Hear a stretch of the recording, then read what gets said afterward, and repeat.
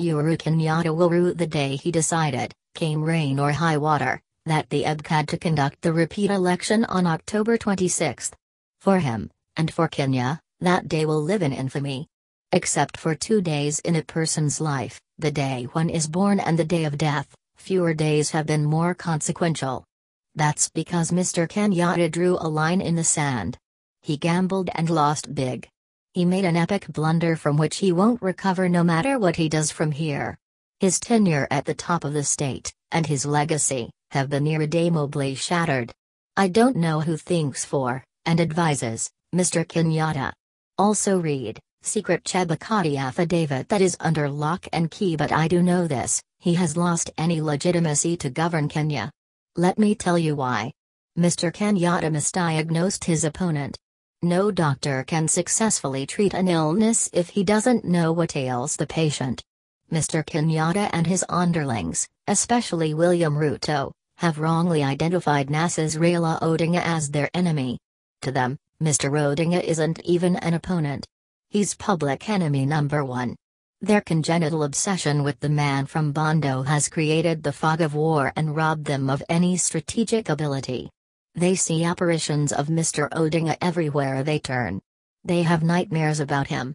Like boxer Mike Tyson in his prime, Mr. Odinga has psyched them out. Mr. Kenyatta and his acolytes, including his funders, don't realize that while Mr. Odinga is a phenom, he's only the embodiment of something larger. Kenyatta and his brain trust need to figure out what's that something larger. Mr. Odinga is but only the immovable symbol of a people's desire to be let free. He's become Kenya's Moses. This is a very painful pill for Jubilee to swallow. But as they say in America, politics ain't beanbag, it's not child's play. It requires maturity, wisdom, and cold calculation. All three are absent in Jubilee. You can't rely on the empty bloviation of the likes of Moses Kuria, Aden Duale, Mr. Ruto, Githu Muigai, and Professor Kithure Kindiki for wise strategic advice. Mr. Kenyatta and Jubilee's top honkos seem to believe one can rule Kenyans through chicanery and brute force. Some of the sycophants around him have even urged him to be a dictator. Professor Kindiki recently asked Mr. Kenyatta to use KDF against Mr. Odinga and NASA. These factotums remind me of those in the court of Hosni Mubarak just before the Arab Spring swept him out of power. I don't know whether it's hubris, utter incompetence, or slow minds.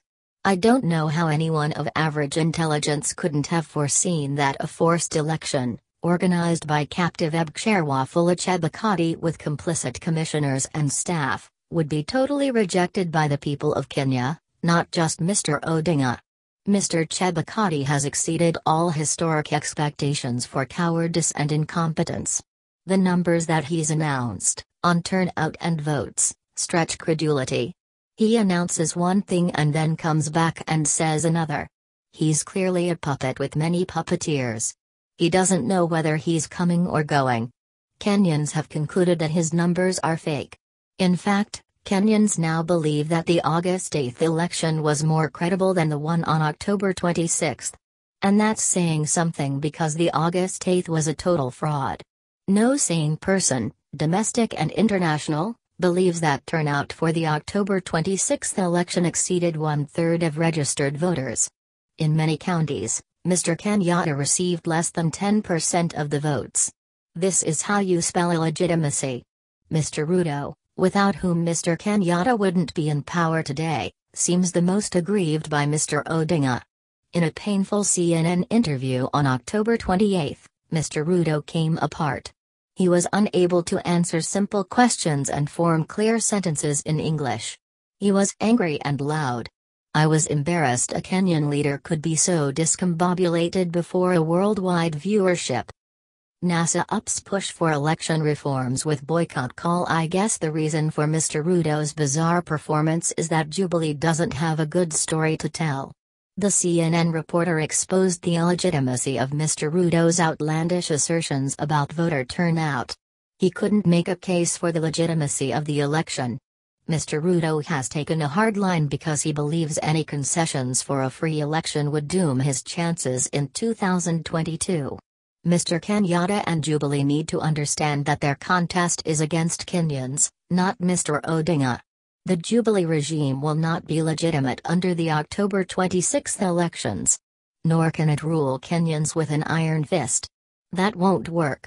The October election was null and void, as the Supreme Court should rule soon. Kenya needs credible electoral reforms and a fresh election within 90 days.